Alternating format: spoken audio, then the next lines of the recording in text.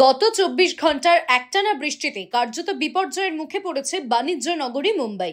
Rail লাইনের জল জমে বন্ধ হয়ে গিয়েছে ট্রেন পরিষেবা। মুম্বাই, ঠানে, নবী মুম্বাই, পালঘরে আগামী ২৪ ঘন্টায় আরও বৃষ্টির পূর্বাভাস দিয়েছে আবহাওয়া দফতর। একটানা বৃষ্টির জেরে মুম্বাইয়ের বেশ কিছু অংশ সম্পূর্ণ ডুবে রয়েছে। জারি হয়েছে সতর্কতা। সাধারণ মানুষকে এই পরিস্থিতিতে বাড়ি থেকে না বেরোতে অনুরোধ করেছেন মুম্বাই পুলিশ।